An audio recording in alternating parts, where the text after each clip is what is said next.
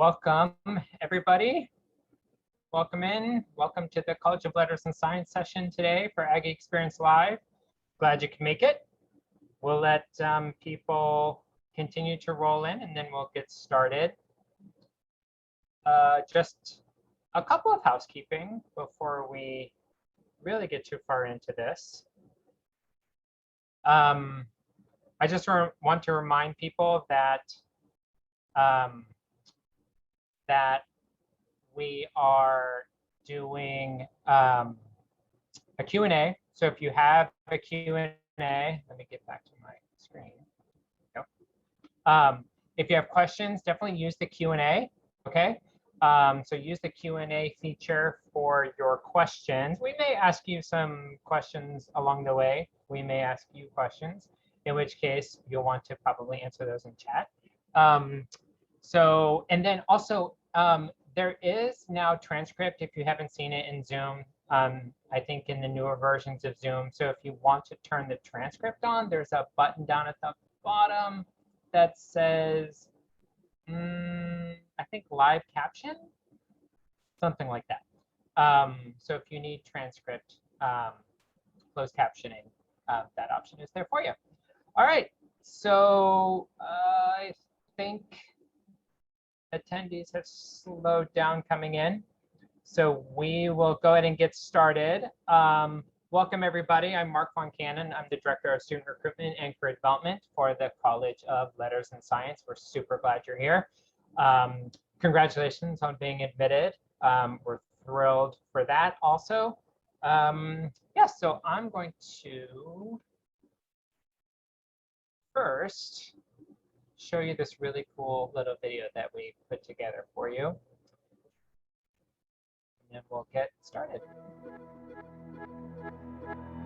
Hi everyone, my name is Itzel Gamboa. Hi, my name is Kilvio. Hi, my name is Alex Silvera. I'm a senior at UC Davis and I'm studying political science. I'm a fourth-year sociology and communications double major. I'm a fourth-year math major. My transition from community college to UC Davis was definitely not an easy one, but definitely one that was worth it. I thought waking up earlier would be really easy because high school started at 7 a.m., but 7:30 a.m. classes feel like a whole different beast. It was a little bit hard at first getting here, transitioning to the quarter system from semester system. But once I found my community, found my friends, talked to professors more during office hours, it all just ran smoothly. And now I actually enjoy the quarter system. The challenges of being a student vary depending on the individual. It's like, how much do you want to be involved with and how much can you put on your plate? Professors do expect a certain amount of rigor coming from you, but there's a huge amount of resources that Davis gives to us. I went to tutoring a lot, I went to office hours a lot, and so I slowly saw my grades improve and my quiz scores improve. So I've actually had the opportunity to intern with the Sacramento Kings, which was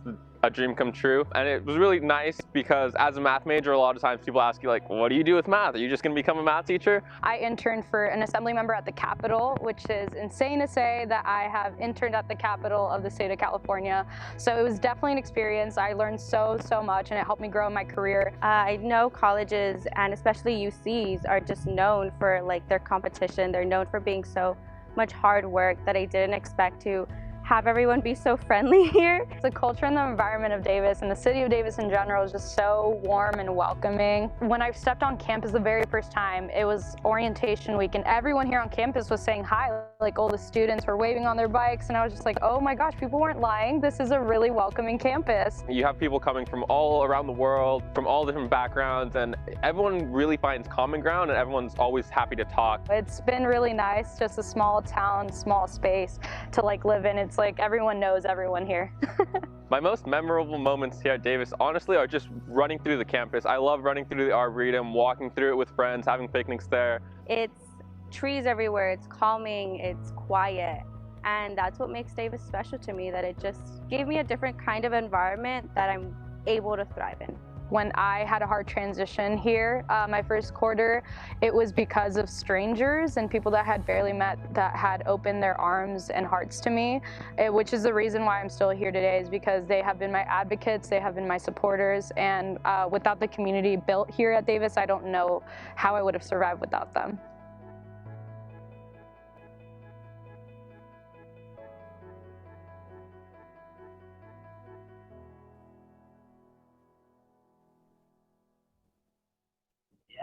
Yes. Yes, thank you. Oop, guess we don't need to play it again. All right, I'm gonna ask Alex, who you met in that video, and the other three ambassadors to join us.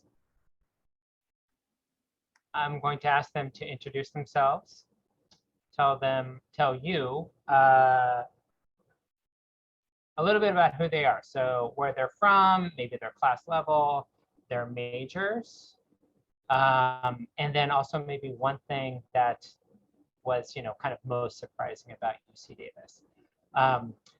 Before I ask Alex to start, I also want to know from you all who are here joining us today, what your major is, what your intended major is, and also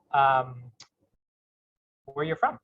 So maybe say where you're from and your intended major. Let us know in chat. Do I have it so that everybody can see? Yes, I think everybody can see. Perfect. Awesome. All right. While those are coming in, Alex, do you want to start and then popcorn it to Khalil? Yeah, hi everyone. My name is Alex Olvera. I am, as I mentioned in the video, a transfer student from Orange Coast College, which is in Costa Mesa. Born and raised in Phoenix, Arizona, though. I am a senior at UC Davis, so it's my last quarter here. And I'm majoring in political science and minoring in Chicanic studies.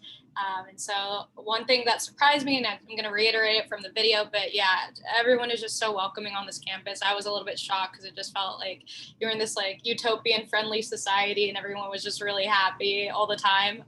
So yeah, that was one thing that surprised me, and I'll popcorn it over to Khalil. Thanks, Alex.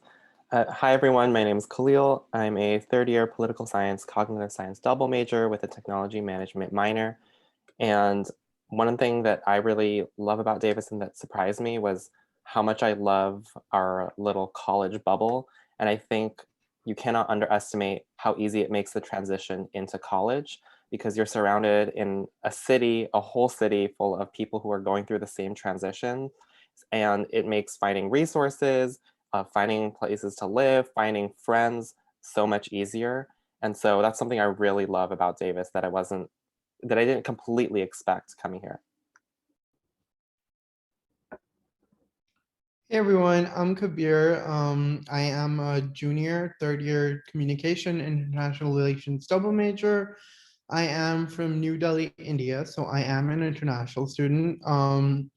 And yeah, I think the one thing that was really surprising to me about Davis was I had never seen the campus before I came on the campus. So I think the literal size of it, figuratively and literally, just in terms of opportunities and the breadth of the campus. So yeah, that was really surprising, and it's a really lovely place to be. Metzli? Hey everybody, glad you guys can join us today. My name is Metzli Montero. I'm a third year applied physics major here at Davis.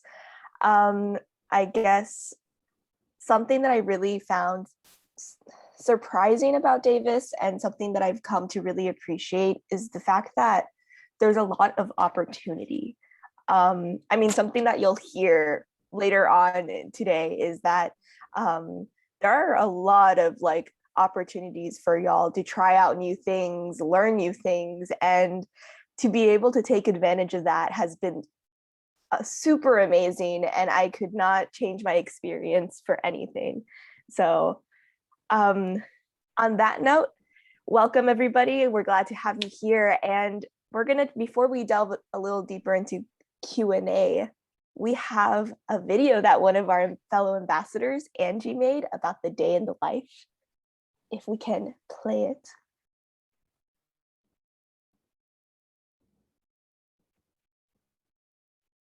Coming to you live on a Sunday evening before week 6 of the quarter. I know it's week 6. Hi, I'm Angie. I'm an ambassador for the College of Letters and Science at UC Davis, representing computer science and technology management. Now, I have a really busy week ahead. Like I said, it's week 6 and I have a lot planned. So I thought I'd take you with me as I navigate this week on this ambassador takeover.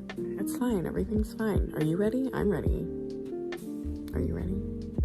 Okay, good. Now I know it's 11 p.m. Pacific time, but I thought I'd get some coding out of the way.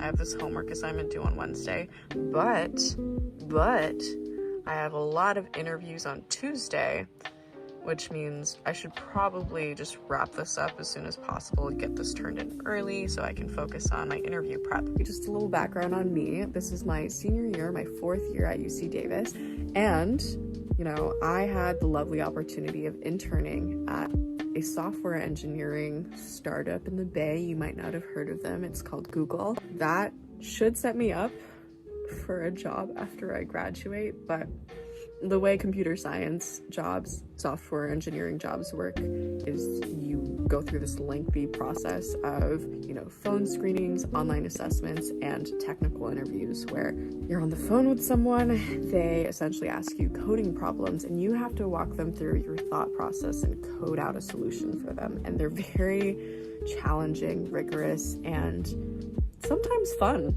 Even if you enjoy communicating difficult technological solutions to very complex problems to people, it can be really fun. But most of the time, it's stressful. And that's what I'm gonna go through this week, but it's okay. Enough of that. Let me show you what I do when I have a stressful week like this. So I'm gonna hop over to my Word document that just reveals my main objectives. A lot of times I get really overwhelmed with the number of assignments and just things I need to do. So what I like to do is I like to put all my short-term assignments, goals, and objectives all together. Break them down into smaller chunks so that they're less overwhelming. And you have something like this, which is way more doable. Now this is my best friend during COVID.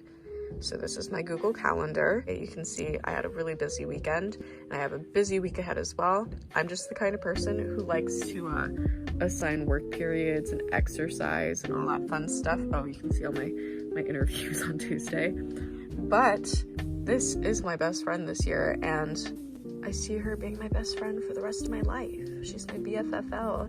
That's all I can show you for Sunday, but I will keep you updated on what I'm doing throughout the week to stay sane, and I don't know, maybe I'll have a job, maybe I won't, and I'll be sad, which is also okay, because I'll be okay. I know I'll be okay. It's fine. And unfortunately, Angie is not attending today's panel, but as you can see through the video, she's absolutely amazing. And as mentioned in the chat, this video was a cliffhanger before, but she got hired at Microsoft, so all is well. So can anybody else relate to, I guess, sharing their experiences, or I guess, Alex, if you want to share something about your experiences here at Davis that perhaps the transfer students might relate to? Yeah, hi everyone, and I want to say congratulations again to all the transfer students, because I know it's not an easy process handling, your gen eds and also trying to apply again to a university or for your first time applying to a university. So I just want to say, as a fellow transfer, congratulations on getting here, on getting to this point. Super, super proud of all of you. So you made it, right? What are next steps? I can't sit here and lie to you that the transition is easy as a piece of cake, because it's not. It's going to come with its challenges. It's going to come with its ups and downs. But, to reiterate what I said in the video, it's really, really, really useful to develop a community early on, a support system, and to go and visit professors during office hours. Hopefully, at this point, some of you have experience on going to professors from your community college during office hours, asking for support, asking for help. It's going to be a bit intimidating coming from maybe smaller classrooms than we're all used to a larger lecture hall, or depending on how this year will look like, how intimidating that will be as well. But it's going to be easier once you approach the professor and just talk to them, let them know that you're a transfer student, let them know that you're new here, just get to know them as well. This is not only going to help networking, but it's also going to help you academically and long-term wise at your career here at UC Davis. And so, you're used to the semester system, right? The quarter system, it goes by really fast. So you just want to make sure that you're on top of it early on. As Angie stated in the video, and it's something that I feel like we all can relate to, hopefully at this point in our academic careers, is Google Calendar is your best friend, or any source of calendar that can kind of separate and organize your daily schedule is really useful. A planner at this point, if you don't have one, is extremely useful. And just making sure that you're on top of your to-do list, staying on top of the syllabuses, and making sure that you have those important dates down. That's going to be really, really useful to also help you see if you need to go visit anyone ahead of time to go get any extra support and navigate it then and there. Thankfully, the college has a lot of academic resources to help you along your path. We have the Transfer Resource Center, which is in Dudden Hall, extremely useful. The Student Transfer and Retention Center, extremely useful as well to help develop a community. And so many counselors that you can go and visit to during your time here to help ease that transition. So really, really establish a community. But I don't know if anyone else has something as well which they can relate to. I know that Khalil, you're a double major. How do you manage 2 degrees? How do you balance that? And what made you choose, to double major as well? Yeah, thank you. And again, congratulations to everyone who's been admitted. And I'm sure that you're going to come to love UC Davis as much as we do. But double majoring was a long process to decide for me. I know some of my fellow panelists have seen me switch between majors quite a bunch, but especially for my second major, because I was pretty decided on political science, but I was interested in potentially doing something more. And the College of Letters and Sciences is really great because the majors within the college, on average, tend to have fewer course requirements, which allows you to, add on a minor or add on a double major, which is really great. I'm actually going to drop a link to all of our majors and minors in the chat, just so you can see. And I'd say for those of you who are interested in pursuing a double major or minor, it's all about organizing your time. And I'm sure you're going to hear that a lot throughout our presentation if you haven't already gotten that theme from like Angie's calendar that she had earlier. It's definitely doable. And I think if you're on top of your schedule and you kind of time manage as best you can, it's definitely worth the effort is what I would say. But you want to try to make sure that you're looking into that as soon as possible as transfer students, because the time can go really fast. And so, if that's something that you're potentially interested in, bring it up to your advisor, start looking into those resources right away, so that you can put together a plan of classes you want to take for the next 2 years that you're here. And there are a lot of great classes that you can choose to take while you're, pursuing your major or even just for fun. But I'm going to toss it over to Metzli for that. I know you're an applied physics major, so I'm not a STEM major, but I'm assuming there must be some nice hands-on classes that you've had. So I want to ask, what's your favorite class been so far? Yeah, of course. I guess favorite class in my major, something that I was fortunate enough to have this quarter. Oh, there's my video. Something I was fortunate enough to have this past fall was a physics electronics class. And I think one of the perks of, I guess, studying at home is that I was able to get like this electronics kit sent because it's a lab class.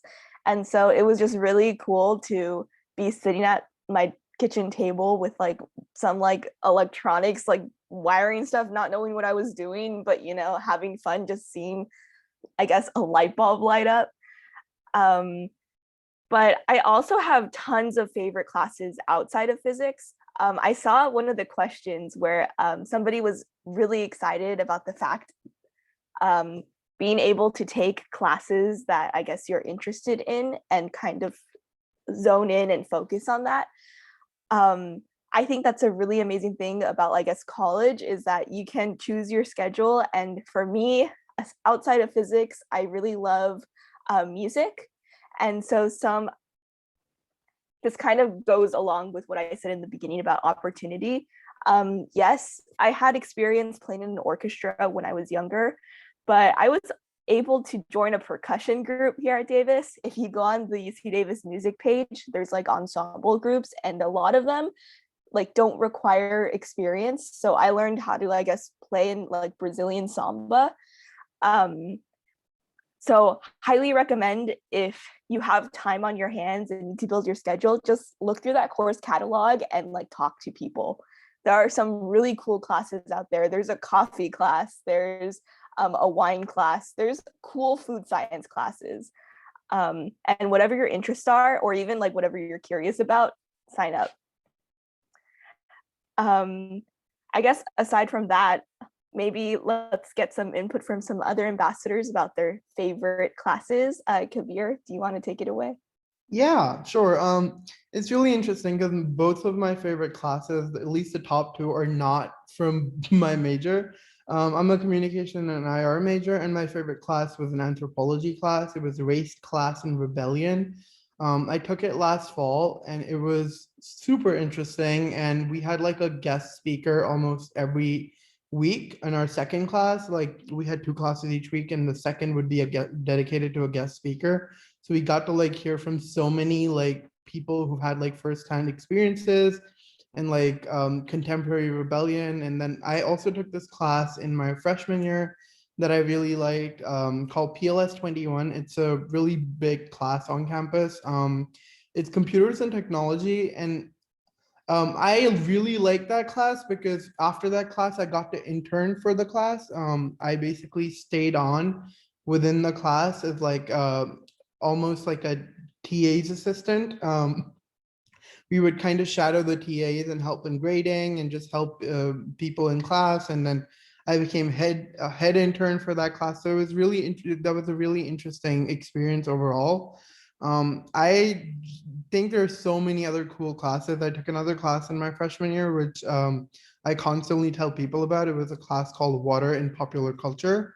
And it was basically the portrayal of water in a ton of movies and a ton of like TV shows, and how that kind of plays into like themes of geology, anthropology. And it was just really broad, and it was so much fun to take because I'd never like taken a class like that ever before in high school. So yeah, I think there's a ton of like really super interesting classes. And I definitely like encourage and indulge you all to like check out Reddit threads and stuff online for them, because a lot of people do recommend like a ton of interesting classes online. So yeah, and I also believe there are some articles if you are wanting to really hunt for them. But yeah, Alex, you want to kind of speak about your favorite classes? Yeah, so transferring over at my first favorite class that I actually took was actually my first quarter transferring over here, which was within my major, so I'm poli-sci, so it was Pol 140D, and it's taught by Professor Schreiner, and he does an amazing job in teaching electoral college systems and how it works. The class is called When Institutions Fail, so to be honest with you, I wasn't expecting an electoral college class, but when I got there and we started diving into that stuff, it just is something that, at least in my community college, we never went into depth on. So I was extremely interested in just learning more about it. And I kind of know now about like other political, like electoral systems that we use in different countries. And it's just really interesting to find out like how people or countries can like remanage their systems completely different and change their voting systems in general, but don't want to dive too much into that one. But in terms of my minor being Chicanic Studies, one of my favorite classes I've taken, and a class that a lot of people who aren't majors or minors take too, is the poster silkscreen workshop class. So we actually on campus have a whole entire studio dedicated to making silkscreen posters. And in case none of you know what that looks like, it's basically just artwork that you just kind of rub down the paint and develop a pattern. You can make it in bulk and series of the artwork. So it's really, really cool. They managed to navigate that during the pandemic as well. So we'd have our own supply kits at home, and really, really amazing class. So I definitely recommend taking that, whether you're going to pursue a CHI minor major or not. But yeah, I mean, you know, Khalil, do you have a favorite class at UC Davis as well that you've taken?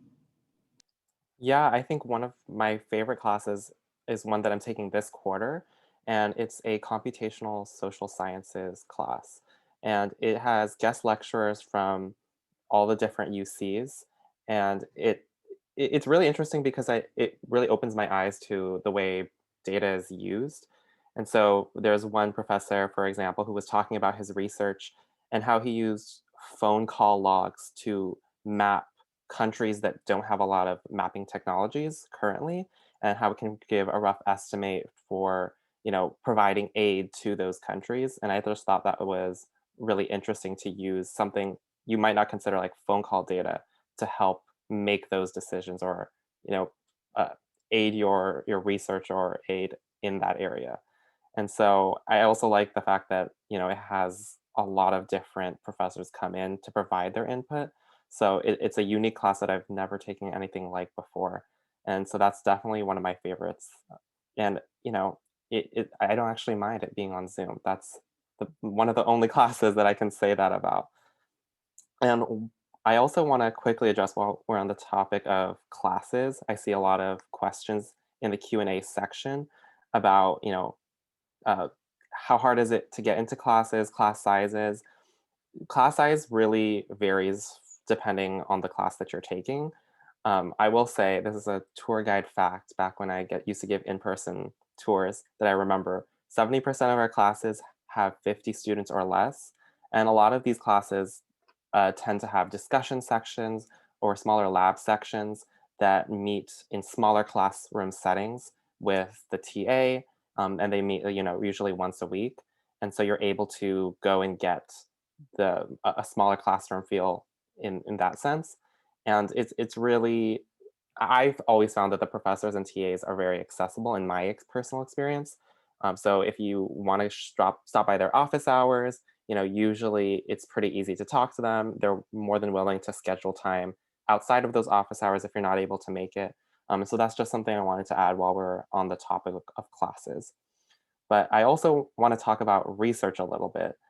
I've had a little bit of experience, but I know Metzli, you have more experience than me, because I know you're currently conducting research in a physics lab, if I'm correct. Yes. I guess before, or I don't know if we want to play the video first or I chat. I think we want to roll that clip.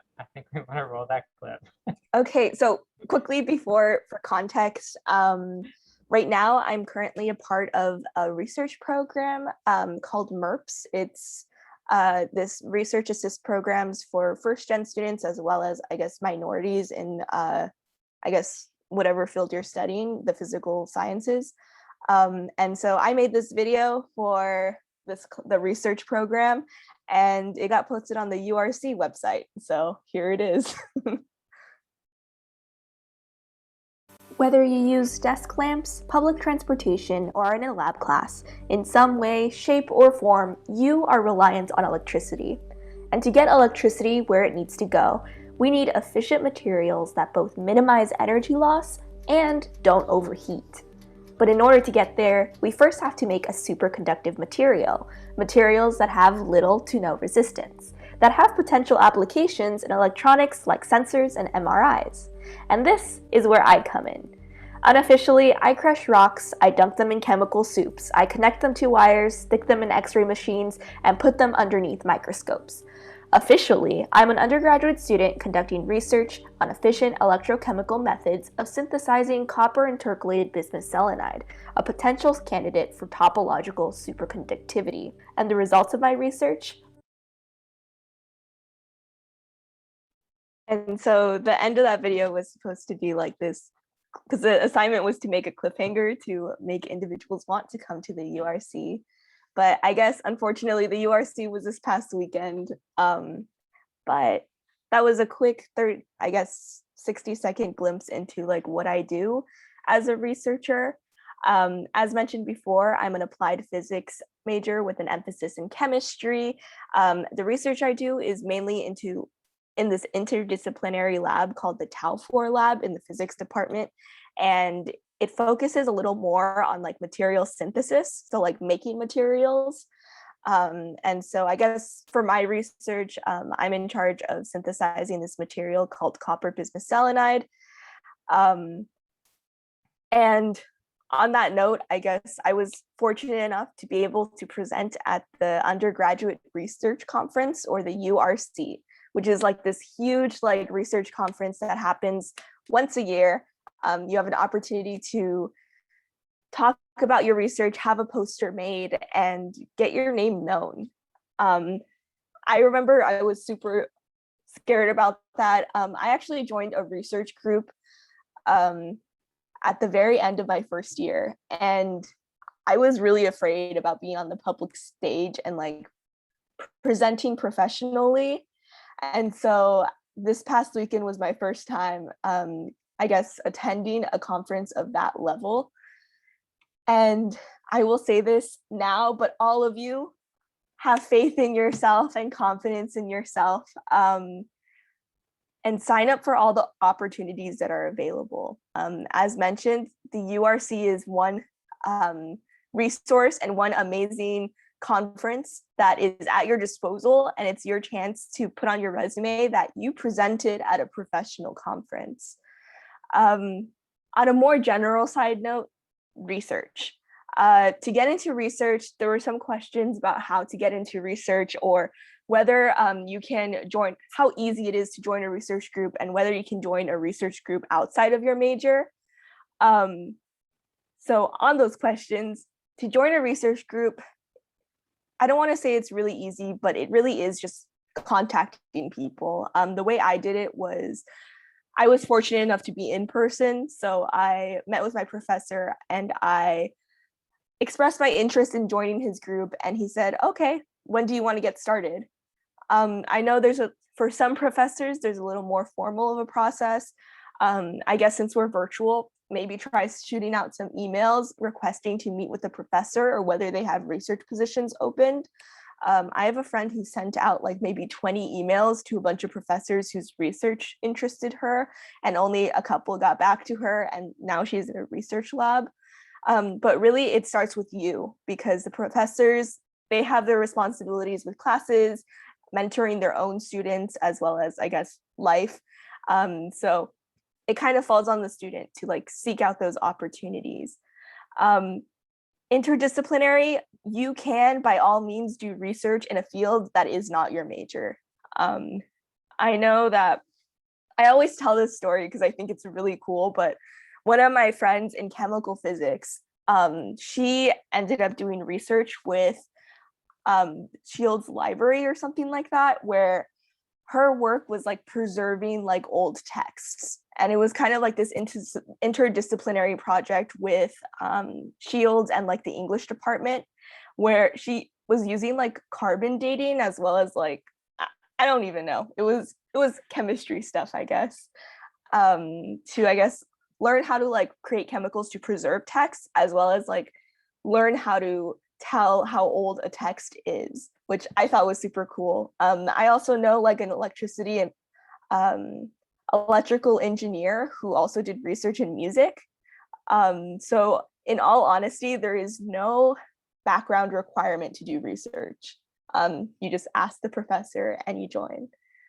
I guess on that note too, as a side note, I guess performance spaces as well. This kind of also goes on to note about really there's opportunity, and there's no really prerequisite for you to join in on these opportunities. So for instance, I had no background in percussion, and I was able to do a percussion group, the Samba School. And so in all honesty, it's just a confidence in going out there and trying new things, which highly recommend all of you do. But before I talk too much, I guess, Alex, in the video earlier, you mentioned the reasons why you chose UC Davis, and one of which being the proximity to the capital. So do you want to talk about that? Yeah, definitely. Thank you, Mitzel. I know there are a couple questions about internship experiences and things like that. So here at UC Davis, we partner up with a program, which is an overall UC program called UC Center Sacramento. And basically, you can actually do research on that program as well. So it's a mixture of doing hands-on research and hands-on work, whether it be at a lobbying firm, capital firm. It's open to all majors. It's not just poli-sci, although a lot of political science students do attend the program. And so I was part of the spring 2020 cohort. So unfortunately, it was during the pandemic. And so my interview was actually in person, and then the pandemic hit, and then everything was remotely. But I still learned so much from that experience. I was extremely grateful to work with an assembly member in the Capitol. And it was really great because we were going through a bunch of the bills, the budgeting. So I got to see hands on how Governor Newsom manages the budget and how the Capitol works to develop the budget for the state of California for the fiscal year. So it was definitely an experience that taught me a lot in terms of what I want to do in the future and a lot of the policy work, which I do plan on doing. But overall, just the research that I got to do, which was a lot of data based. You do a lot of data and math based in political science and a lot of research in general. So I collected surveys, which were dispersed throughout the state of California randomly. And I looked at social media and the impact that it has on political ideology. So it's a really great research poster that's available actually on the UCCS website if any of you ever want to check it out.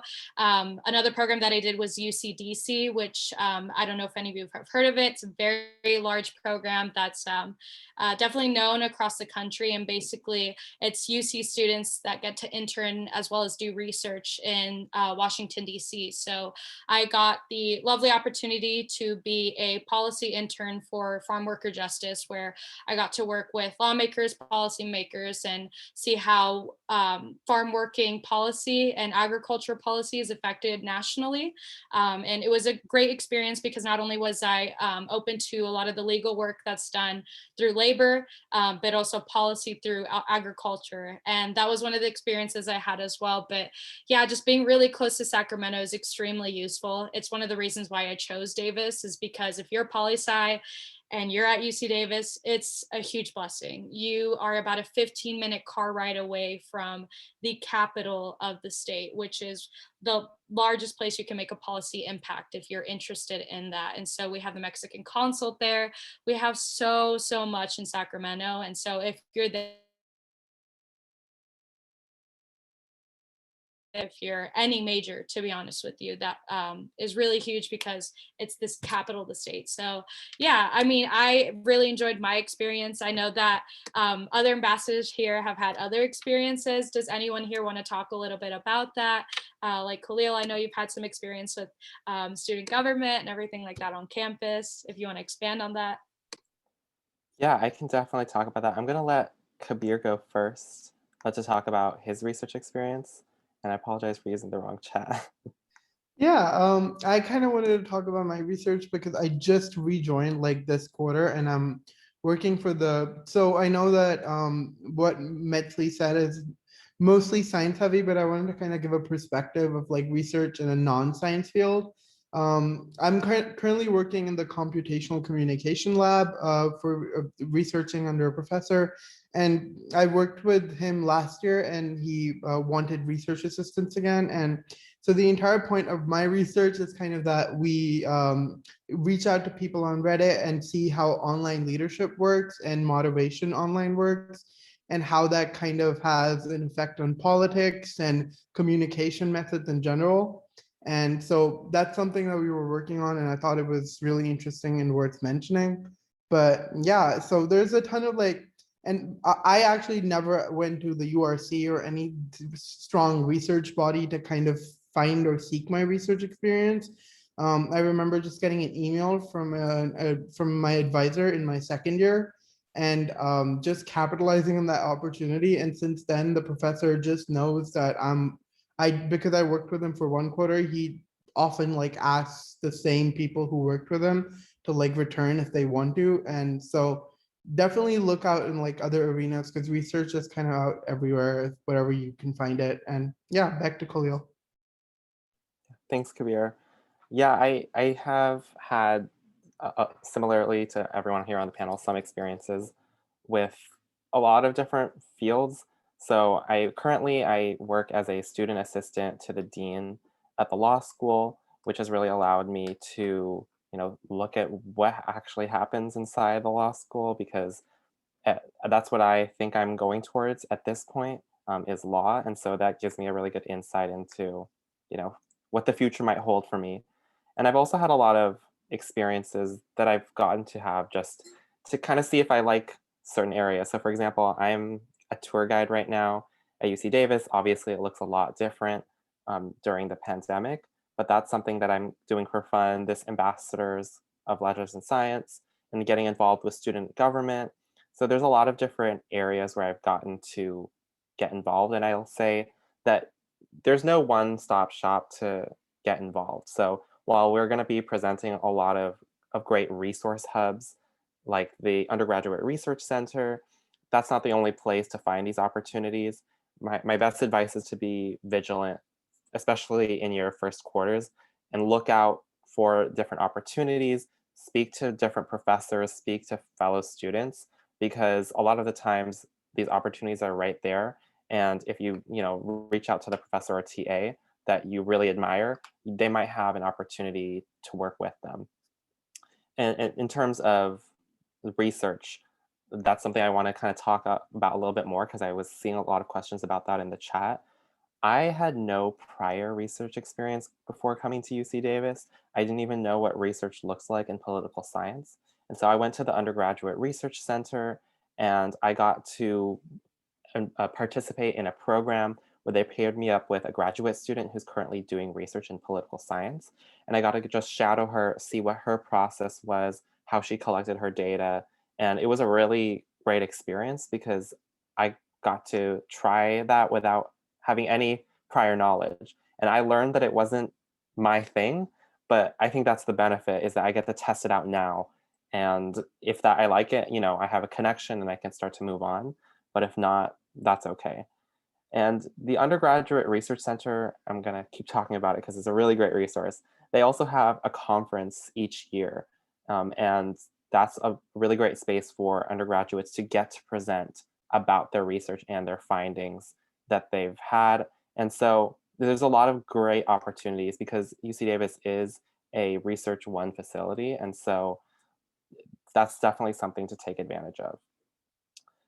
Now, I do want to kind of shift gears and start to talk a little bit about advisors. Kabir, I know you've had experiences working with advisors, specifically in the international advising space, and I wanted to know if you could talk about the various academic advising resources.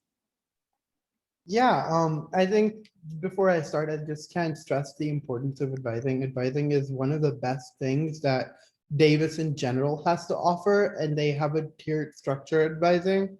So as an international student, I came in, I would say, relatively lost to how things work in a quota system.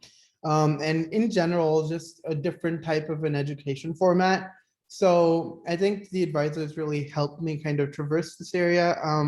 I think the lowest level of advising is peer advising. So like, instead of asking your friends, you ask like a trained peer advisor at the office wherever you are going to seek advising. That can be your major advising office or even your college advising office. And they kind of give you like any low level question, or like not something that isn't that important or that complicated.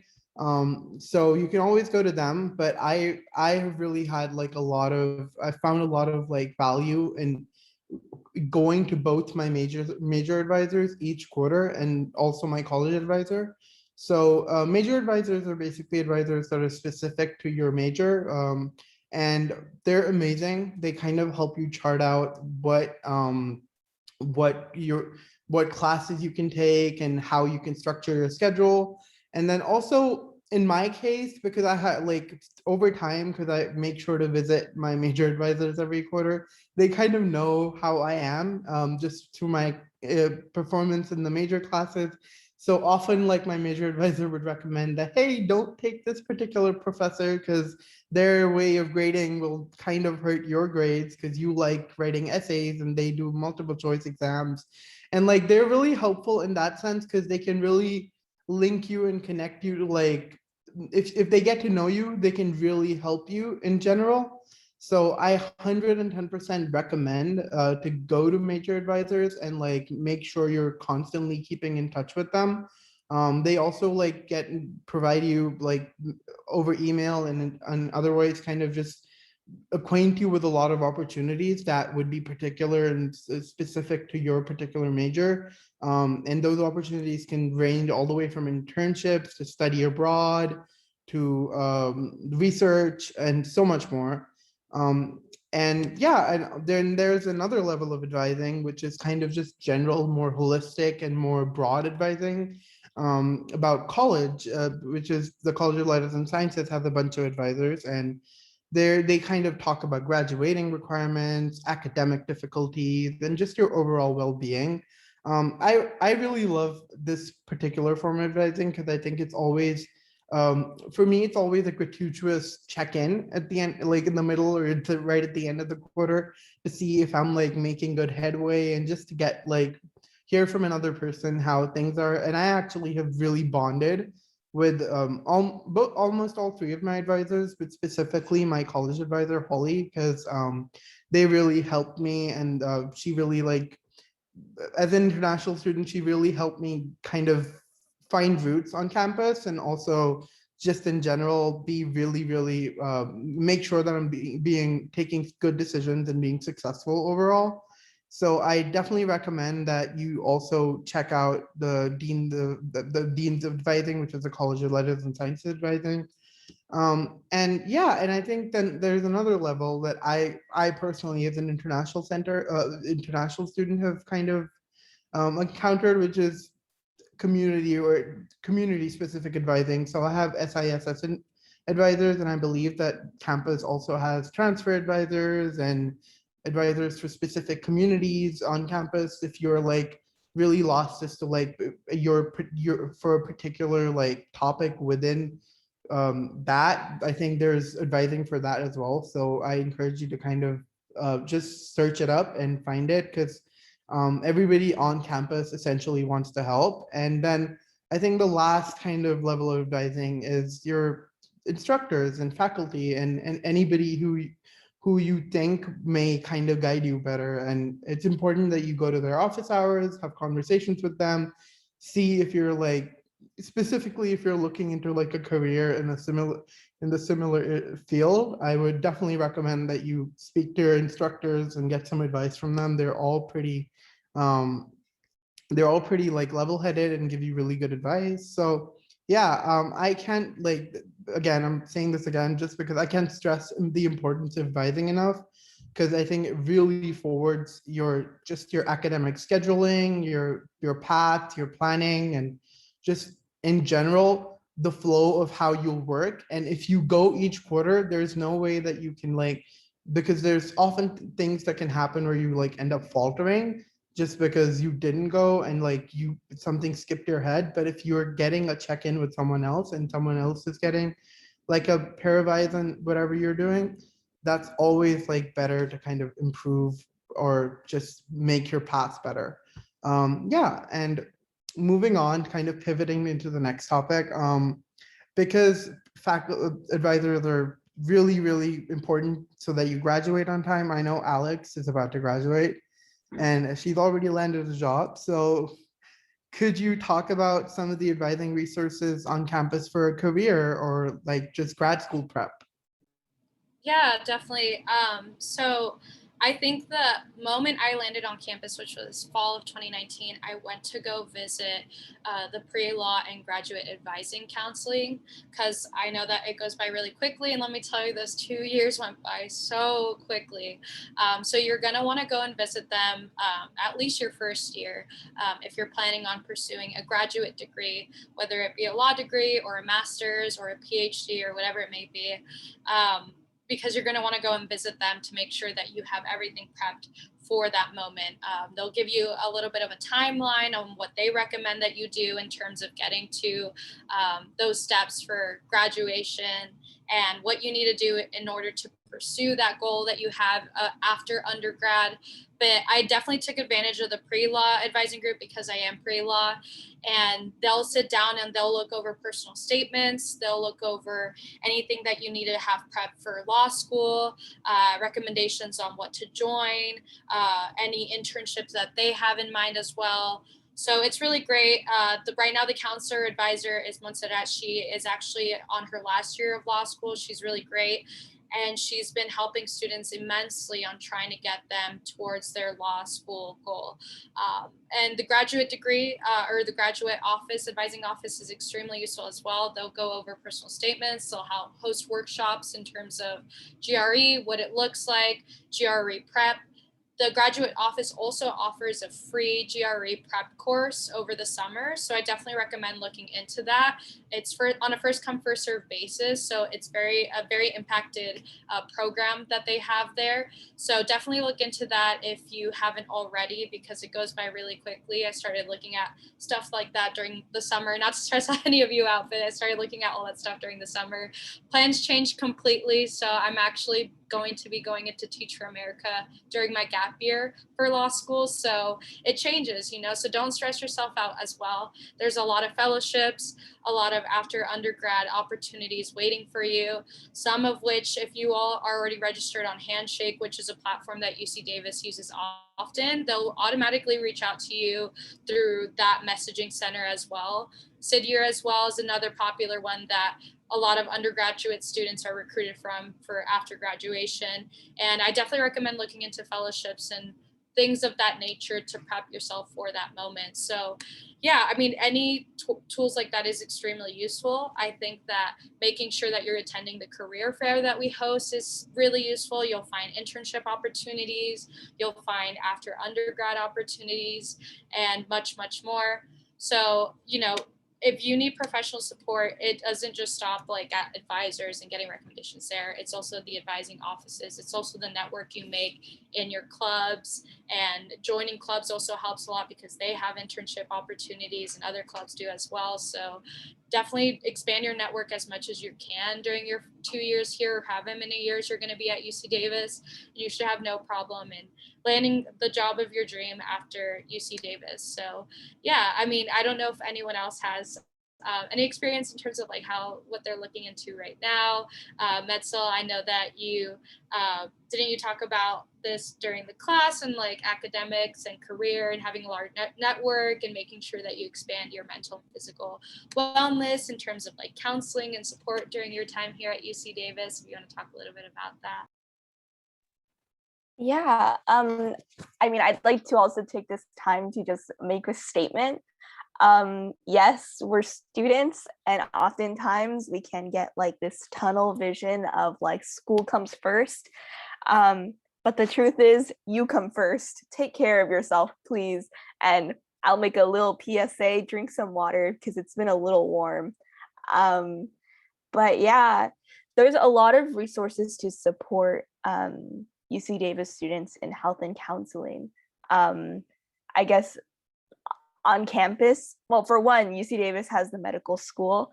On campus, we have a medical center. So if you need to see a physician, an optometrist, it's there on campus.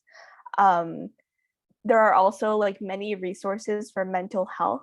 There's group counseling, individual counseling, and if you aren't up for signing up for counseling, there's also just group presentation sessions where you just learn how to better take care of yourself. I know I've went to a couple of those. I went to one for anxiety and another one for learning how to eat more nutritious foods, because in the long term, taking care of yourself can help you perform better. You find yourself having more energy to do things and more motivation to do things. And sometimes we don't notice that perhaps the reasons behind our maybe procrastination or lack of motivation is because our body is just worn out. And I guess on that note, there's a ton of resource. I'm gonna post a bunch of links in the chat. Aside from I guess the mental student health and wellness is where you get, I guess, counseling and health. There's also other resources. Something I highly recommend is the success coaching. The school offers, aside from both success coaches, also your advisors. A lot of individuals on campus, faculty, are trained to redirect you to resources or help you out. So if you ever notice that there's something, I guess, maybe you're noticing that you're procrastinating a little more than usual, or maybe you notice that you're feeling a little more tired and not as motivated to do schoolwork, and maybe you just feel burned out. I think those are little flags that tell you like, okay, I think I need to talk this out with somebody. So I highly recommend reaching out to resources. As posted on the chat, there's the Student Health and Wellness Center with individual group counseling, I guess group sessions as well. Success coaching, that's also just teaching you how to be a better student and a better friend to yourself. And aside from that, I guess building your network. Highly recommend, even if you feel like you don't need these resources, I highly recommend just checking them out, maybe attending a session, because establishing that network then allows you to realize, okay, like if I need this resource, I know where to go. Or if a friend needs a resource, I know where to direct them to. So I highly recommend taking time to explore these websites, as well as maybe just the UC Davis website itself. I guess on that note too, something that I guess is a phenomenon that happens when students come to college is like imposter syndrome. So like oftentimes you feel very intimidated by course content. I noticed some questions in the Q&A about like, how do you maintain your lifestyle with upper division classes? Because, you know, for me, general requirements and prereqs were tough, but like upper division, sometimes some of those classes, like some of those classes I walk in and I'm like, did I learn this? And so it's really easy to, I guess, fall into that imposter syndrome mindset. So if you notice yourself falling into that cycle, or a friend falling into that cycle, like, please, I urge you, seek these resources and give yourself a pat on your back, because you're doing a good job. You're here, you're amazing, and congratulations on UC Davis. So yeah. I guess aside from that, maintain, I guess, a transition to another topic about like maintaining balance. And it's also about like finding ways to join community, build community, and getting involved. I am going to, I guess, talk about club experiences, because this kind of goes along the lines of, I guess, building your community, your network. Because sure, there's a support network with faculty, like getting to know your advisors, getting to know your teachers. But there's also a network with your fellow students, because we're all here experiencing the same, as Khalil mentioned earlier, having that Davis bubble of being with students who are experiencing similar experiences as you. That's where you can find a very strong support network. For me, I found one of my support networks through the radio station.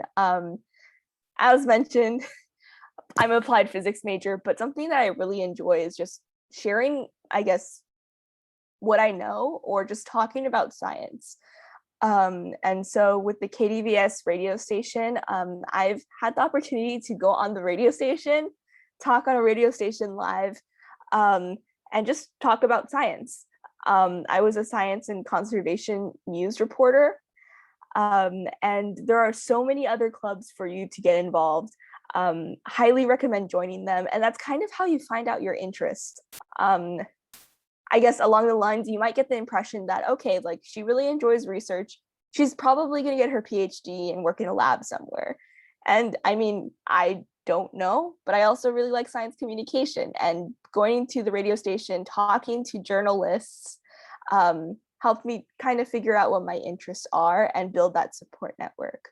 So I guess on that note, Alex, do you want to talk about your experiences in student organizations, as well as your pre-law experience?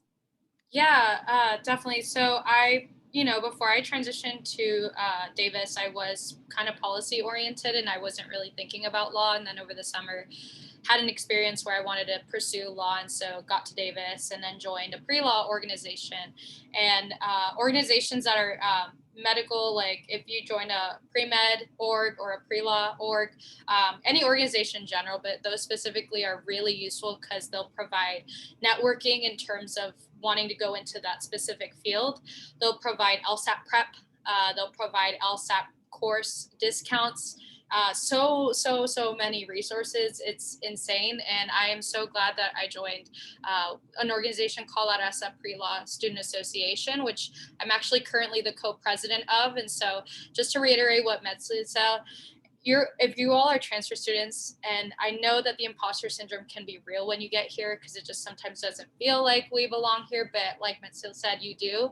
You got in for a reason. You're here. You worked so hard during your first 2 years of college or however many years it took to get here to get to this point. So you do belong here.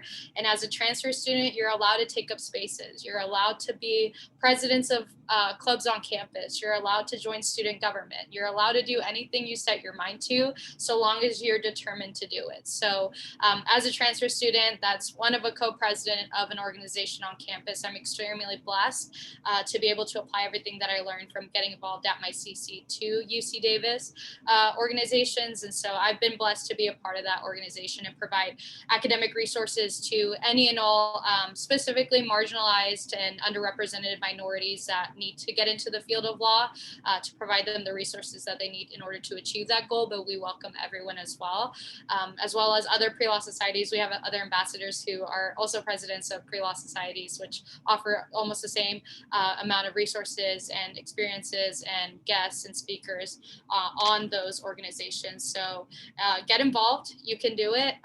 It's how you make your friends. All of my friends have always been in clubs. That's how I met Khalil, was through this specific College of Letters and Science social clubs, and just putting myself out there and wanting to get to know more people as a transfer student. So, you never know who you'll meet along the way and who will be your friends for life. So just put yourself out there. Don't be shy. But on that note, I know that Khalil and Kabir are a part of student government. Do you all want to talk a little bit about that, Kabir, about your experience about being a senator, being involved in ASUCD? Just a little more about that. Yeah, I also noticed someone in chat asked this. So yeah, ASUCD is this really giant and I would say really beautiful place. We have around 12 elected student senators, and then we have an exec, and we have like a basic government, and it's really unique, our campus ASUCD, because it encompasses so many things that are beyond a student government. Like Metzli was just talking about the radio station, and our radio station is actually a part of ASUCD. We have a ton of things that kind of fall under the purview of our student government, like Unitrans, ASUCD, the bike barn, the coffee house, and so many other things. And we're kind of structured like a legislative and executive, and then we also have a ton of commissions within our legislative branch. So there's a lot of like specific areas that one can actually get involved if they don't want to be like a straight up senator. There's also like the Gender and Sexuality Commission or the Ethnic and Cultural Affairs Commission. And then there's several committees within the legislative branch as well, which are really specific. So we have a Transfer, Reentry, and Veterans Committee. We have an International Student Committee. We have the Dream Committee for AB 540, for the AB 540 community, and just a ton of opportunities to kind of get involved on the legislative and student government end of campus. We have elections every year in spring and then in fall. So yeah, so spring is normal. We have elections literally in a week from now, and then we have elections and that happen again in the fall. So yeah, that's ASUCD is pretty easy and complex. And there's also an alternative. There's not an alternative, but a really direct way to get involved in ASUCD, which is vacancy.ucdavis.edu, which is all these jobs that are currently open for ASUCD. I'm gonna put that in chat. But it's basically trying to find a niche or a department of ASUCD that you may want to get involved in. and just kind of want to work in. And there's a lot that you can kind of contribute within our campus student government. And so feel free to kind of start anywhere. And yeah, Khalil, if you want to kind of elaborate on that and talk further about just on-campus resources. Yeah, I can definitely talk a little bit about maybe campus recreation because there's a lot of opportunities for that, especially now that we're at the end of the tunnel, fingers crossed for this pandemic. There's a lot of things that you can take advantage of. I know our activities and recreation center, so that's kind of like the campus gym, which there's no additional fee if you're a student. You can just go right in. My housemates and I have, now that it's open, started going more often, which is it's a great facility, and I'm really glad that we have that as students. We also have the recreation pool, which you see here. We have a lot of different sport opportunities, and so that can be, our NCAA Division One teams. I'm not a sports person, as you can tell. That includes like club sports. That includes intramural sports. We even have some fun ones like inner tube water polo. So that's water polo, but it's played in one of those floating tubes around your waist. And so that's a really interesting one that if you want to get involved with. And so there's a lot of, recreation sports like that. Then we also have, different different bodies such as our equestrian center. So that's, I believe, we're the only UC that has an equestrian center. And so if you want to see animals, UC Davis is the place for you. We have cows on campus. There's monkeys, I believe, that we had it at some point. But there's definitely a lot of wildlife, a lot of good places for walking. Our arboretum, which is on the southern end of our campus, is really beautiful, and it's great for simple walks or jogs. We also have our outdoor adventures unit. I'm not sure exactly what to define it as, but it's a really cool program that has a lot of trips and a lot of unique activities that they do. So kayaking, rafting, camping, backpacking, that kind of stuff. They also, if you don't want to go with everyone else, you can just rent out the equipment from them. So we love nature, we love wildlife here at UC Davis. So in terms of recreation like that, there's definitely a lot of ways to be active on campus and have fun. But speaking of having fun, I'm going to hand this over to Alex to talk a little bit more about campus culture. Yeah, definitely. So I know we had a couple of questions in terms of what do we have in terms of our yearly around events and things like that. So obviously the pandemic has brought on its challenges, but usually we've done our virtual picnic day, which has been fun as well to see. But before then, we'd have an on-campus picnic day where essentially the campus opens up and welcomes everyone to come visit campus, where we open up almost every facility and part of the campus in terms of you can go visit the wildlife, the cows, go visit all of that kind of sort of thing. They also have we have insects as well, which is a whole variety of displayed window that you can see of the insects. You can go and plant something, I believe, near the plants and building where it's near the MU. There's activities in the MU. All the organizations usually come on campus to table that day. And it's just really lively. Because we are such a small town, it's also really nice because the entire town comes to life that day. But almost every weekend as well is extremely fun on campus, which on campus is the town of Davis. So you can go Saturday mornings to the farmers market, Wednesday evening to the farmer market as well. A lot of people like to go and take their friends, set their blanket down, and just have a good time enjoying the sun and supporting small businesses. There's also a lot of extremely awesome small businesses in Davis that you can go and support. Vintage shops is really common. Thrift shopping is really common. There's also a lot of food that you can go eat to, like I'm pretty sure all of us, our favorite is at one point, or like we go to often, Woodstocks, Burgers and Brew, which we're so lucky to have. Like I said, I'm from Arizona, and then I moved to Costa Mesa, and we did not have Burgers and Brew down in SoCal. So when I came up here to NorCal and I saw that there's Burgers and Brew, it's the best thing ever. So if you don't know what I'm talking about, you have to go try Burgers and Brew once you come on campus. It's the best ever. My family loves to, when I go and take them there when they come and visit me. So super, super good. But yeah, there's a lot to do. It's just really just going out there and seeking all of it. The Arboretum is a really popular place to go as well. A lot of people like to just go enjoy the sun, talk with their friends, enjoy good food. And, you know, that's just the culture that we have here surrounded in Davis. It's very friend and nature oriented, which I love because it really grounds you. So yeah, I know Kabir, as an international student, how did you find campus culture and student life to be like when you first arrived here?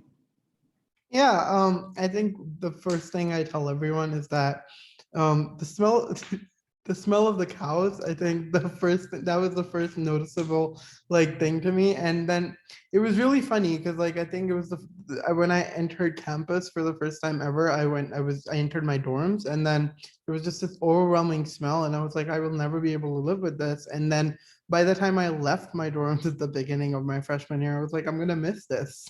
How can I live without it? And campus is great.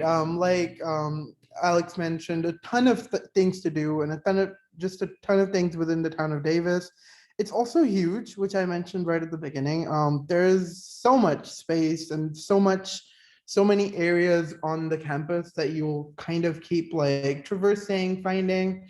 The cool part about our campus in general is that there's a ton of like spaces and community spots where you can kind of go and hang and just speak to people and find so I spent a lot of time in the International Center in my freshman year, and then I actually ended up working there for a year and a half. And then there's the cross-cultural center. There's just a ton of places that you can kind of go and find community. So as an international student, I think that was really important to me because finding those people, finding those connections was like super like pivotal in just transitioning into life into Davis. Like Alex said, that there's tons of things to do downtown. I actually encourage you to like biking will be like a norm, but I also encourage you to like bike and walk and not like and kind of just explore Davis on those two wheels or like 2 feet, because that's the way you kind of get almost every inch of Davis. I to this date, I still have not seen the entirety of the Arboretum because I feel like there's spots and spaces that I definitely need to kind of be a little explorational to go visit. But there's tons of things to do on campus. I would also like 100% recommend just like making your schedule around the time that you like to be out, so that way like you get to enjoy, like if you're a person who likes to be out in the afternoon, you really get to enjoy like campus in the afternoon. Or like if you like the evening vibe, Davis in general is pretty safe, so you actually like you can move around in the on campus and even off campus till I would say 8:30. It's pretty lively. So yeah, campus culture is great. It's also really welcoming, that I think one of us mentioned right at the beginning, that you won't feel alienated or weird at the beginning. So yeah, but so I know that there's like tons of like green paths and green belts, and then I think Alex mentioned that you can plant trees, and I'm just gonna plug this here. We also have like a Whole Earth Festival that happens every year, which is like this 100% clean and 100% like green festival, where we focus on like composting and zero waste, and there's tons of things that you can do. Then there's the Campus Center for the Environment. We have community gardens. We have gardens in the Arboretum.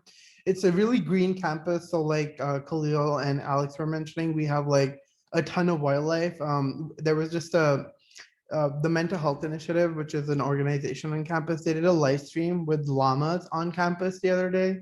and just in the middle of midterms, so like people to de-stress can kind of watch the llamas being brushed and just like a tour and the names of all the llamas. And then I'm pretty sure there's like we have donkeys, and I've not been to the primate center, but I've seen it from outside. So there's like a ton of just wildlife here. It is kind of like it is a vet school at the end of the day. Like it's the best vet school in the country. So therefore we have all of that. But yeah, and I also really highly encourage you, specifically as an international student. Davis is a small town, but if you really want to like experience a city, we have Sacramento, which is like a 20-minute drive, and then San Francisco, which is around a 3-hour drive, or like you can take a train to go there. And that's also like super fun to explore over long weekends or time that you find whenever you kind of are free. So yeah.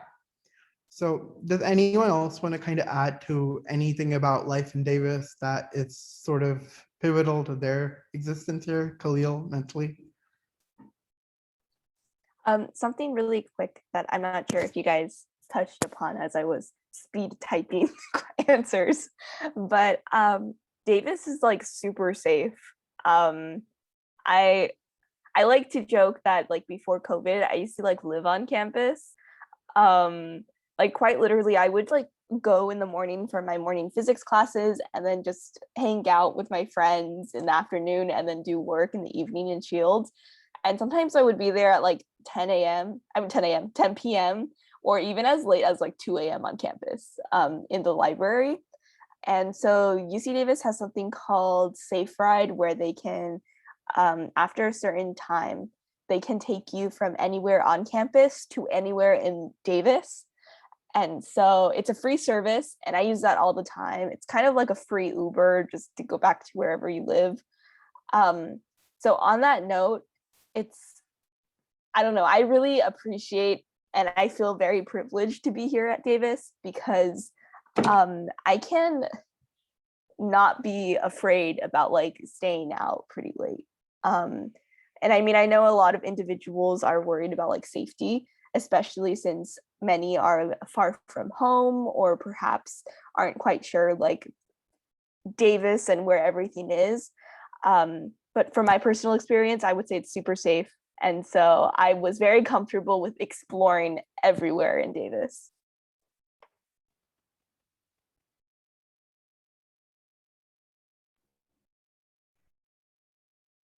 There it is. Okay. Oh, hi. Okay. All right. Take a snapshot of this, everybody, please, or maybe just the link at the top. We are having a handful of a few more sessions, info sessions, panels. So if you have more questions, if you want to learn more, we are doing some more sessions here.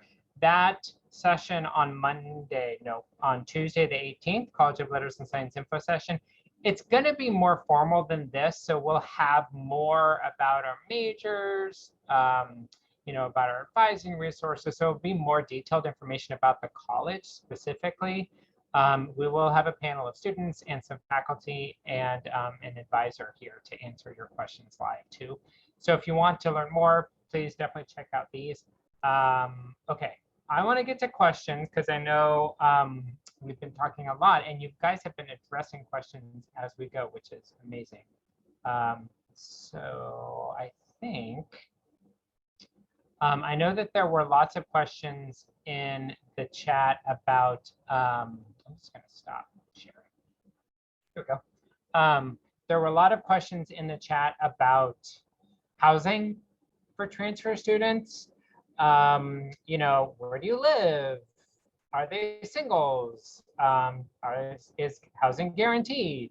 Does anybody want to talk about housing maybe on campus and then maybe touch on off campus as well? I can take on campus just because, not that I'm a transfer student, but I live right across the brandly constructed green, and I noticed that somebody had asked that in the chat. So the green at UC Davis is, I think, traditionally being made into the on-campus transfer housing that they're kind of constructing, and really nice. Like I feel like just because it's been recently built, it's like overly nice. It's really fancy. I take like my morning/evening walks, and I kind of circle the whole area, and they're like expanding it, and it's like super nice. There's like a store. There's I believe there's studios and also sharing based apartments. And I know a friend who lives in a studio in one of the apartments, and I've seen it, and like it's like really, really nice and just overly spacious. So I definitely recommend to look at the green and the prospects of the green.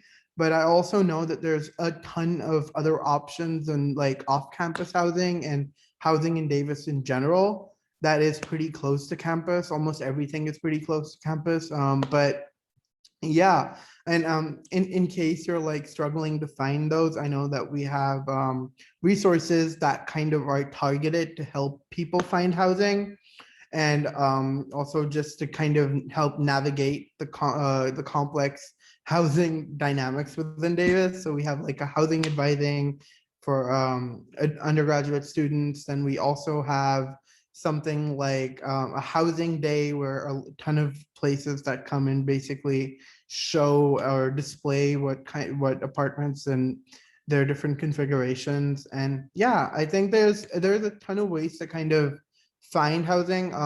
When I actually did apartment hunting, I had a little manual, which was like the Davis Housing magazine that I got at the MU.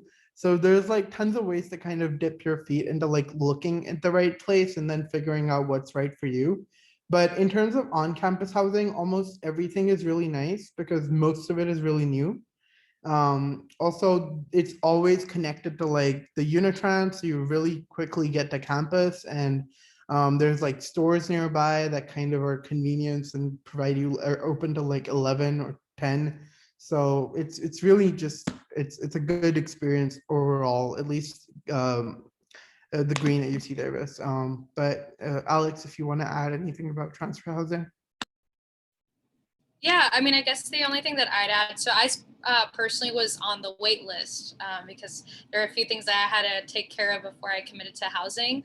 So they really do make sure to try and accommodate as many people as possible. But because I was on the wait list, I actually was in a rare position. So I actually lived in the dorms. So I lived in the Cuarto dorms, which the entire level was all transfer students. So it was still nice because I got to develop and build my transfer community. But it was also really cool because I got the dorm experience that I never really had because I'm a transfer student, but I was fortunate enough to have it. So there's that. But a lot of my transfer friends lived in Primero Grove, which is in the Segundo Common area. They shared a room. Personally, my close friends did. I know that there are options to have your own room. That usually kind of happens your second year of housing, or it really just depends. But yeah, I had some friends share a room. I had some friends that had their own individual rooms. It looks just like a regular apartment. It's really, really cool. They have a little bit more autonomy as well. So yeah, it's just a little bit about that. But honestly, I don't regret living in the dorms. So I don't know if they're going to be doing that this year. There might be more availability, but I recommend it. It was really nice if that's an option for you all. That's great. Yep. And we do guarantee housing for transfer students, which is a nice perk. We guarantee it for 2 years too. All right. So there are questions about like, the rigor, the coursework.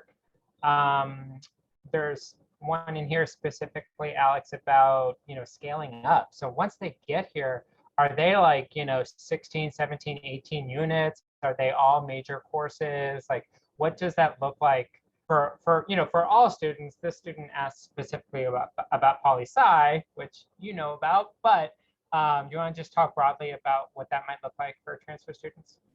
Yeah, so first and foremost, something that if they haven't already highlighted yet to you, they will highlight during orientation, or if they haven't already, make sure that all of your academic transcripts from CC are translated here. There might be some language classes that some of you may be missing, some English classes that you all may be missing, some poli-sci courses which have happened to some of my friends that you're missing. So just make sure to check in with a counselor at the College of Letters and Science and at your major counseling advising office as soon as possible. Some people, because there's a requirement hold for the College of Letters and Science to go and meet with them your first year. I would just get it out of the way now because you can go ahead and develop your academic academic plan with them and making sure that you're on top of it. Don't freak out if you are missing something. It's completely normal. Almost all of my friends were missing some sort of class that I had already fulfilled or that some of the transfer students had fulfilled. It's not the end of the world. They work with you. They're able to kind of navigate like, okay, here are next steps. Here's how we'll get you on track to graduate by this certain date. In terms of rigor, like I said earlier, I can't sit here and lie to you that it's easy. It's not easy. It's going to be challenging. You go from a semester system where you can breathe a little bit. You can take your time with the readings. You can maybe hold it off for a couple of days if you'd like. Here, the sooner the better that you get everything out of the way is the best option for you. I personally, coming from Orange Coast College, was not used to having my poli-sci classes be a little bit more math based. By math, I really just mean statistic based. And so be prepared for that. Be prepared to just kind of making sure that you're refreshed on your stats class. I know that for some of us, it was very painful to take that class our first 2 years of college, but just make sure you refresh up on that, or for any other classes that you have. So yeah, specifically for poli-sci, which was a question, I just make sure to brush up on that. You all are used to kind of the rigor of the reading. I think that specifically the California Community College system does a extremely phenomenal job in preparing you for your transition at the university. In fact, data shows that we actually graduate at a faster rate, transfer students do, and at a higher rate. So don't worry about it. Don't let the imposter syndrome get to you, because you are more than well prepared. And I believe in the CCC system. So you all will do fine. Yes, there's the mute button. Yeah, so what Alex said about talking to your advisor, for sure. And you will all get a chance to do that over the summer during orientation. Orientation is 3 parts. If you haven't seen it, just go to orientation.ucdavis.edu, or on our website, lettersandScience.ucdavis.edu/advising, I think, will take you to, there's a new student section, and all the dates are in there. So after you submit your SIR, like right around June, probably 4th, you'll get access to the first part of orientation, which is an online module, Aggie 101. And after that, then you start making your appointments. And for transfer students, you get to make your appointment with your major advisor. So that happens, I think it's in August. Mark Reyes can correct me if I'm wrong. I'm sorry, did you say registration or advising? Advising for transfers. So transfer advising begins about June 14th, I believe. Right. And it'll run throughout the summer. So you'll have plenty of opportunity to meet with your major advisor.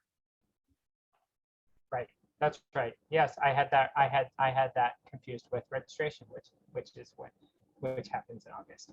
All right, so we only have a couple minutes left. We talked about, we didn't really talk about the process for double majoring. I do want to, before I ask maybe one of you who is a double major to address this question, I do want to say you cannot change your major. You cannot declare another major. You can't change, well, those 2 things until after fall quarter. So you can change your major, declare a second major after fall quarter. You can start planning for those things ahead of time, but you can't officially do that until after fall quarter. Khalil, do you want to talk quickly just about like what the process is for changing your major? Yeah, real quick, I'll make it short. I advise you to speak to the advisor of the major that you're trying to switch into or that you're trying to add on, and they'll give you a lot of great tips on the specific process. And it's just a form that you end up filling out on your My Degree website, which is a website you're going to be talked to a lot about in the future. But speaking to advisor is step number 1 that I advise. Has anybody declared a minor yet? I would also, oh, no, let Alex take this one. Yeah, as a transfer student, you're going to have to wait a while. It depends on the requirements as well. Usually the minors aren't that long to fulfill the requirements for. They want to see you fulfill already a certain amount of classes before you declare it. Then you just go on your portal, submit the form to declare the minor. They'll check to see if you have all the classes that they're looking for, and then they'll go ahead and approve. To be completely honest with you, most of us as transfer students weren't approved until literally this past quarter. So it takes a while, don't stress, but you will eventually get approved if you're fulfilling all the requirements. That's right. That's exactly right. Okay. Is anybody participating in Greek life? No. Anybody know anybody who's participating in Greek? I mean, we do have an ambassador. Eva is participating in the Greek system. Max, if you go to, if you're still on, if you go to the Letters and Science ambassador page, I'm just gonna drop, let me drop. I'm gonna find my, my links. If you go to our ambassador page, there's a list of students, the ambassadors that are on our team. And one of them actually currently is she's in the sorority. Okay, I know we're over time. We did talk about clubs, so hopefully Max got answers to some of the getting involved questions. Changing major, average class size, I think we talked about. That's all the questions that are in the chat. I mean, in the Q&A. We covered them all. Well done. Okay, thank you, everybody. For those of you joining us, thank you. You know what I would love, and these guys would love, if you would give them a shout out in the chat. They would love it. I would love it.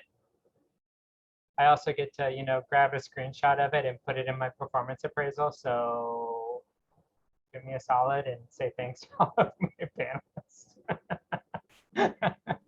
And I guess You guys also are as awesome. a side note too, thank you, Mark, for hosting this, as well as all y'all in the audience for coming and listening to us talk. Absolutely. Thank you, everybody. So grab that link tree if you haven't already, follow it, bookmark it, contact us if you have more questions. And then if you want to come back, on that link tree is our event page. So we're going to have a couple more sessions. So if you want to know more, come on back. All right. Thank you, everybody. You've been great. Have a good rest of your Tuesday. It's only Tuesday. Bye.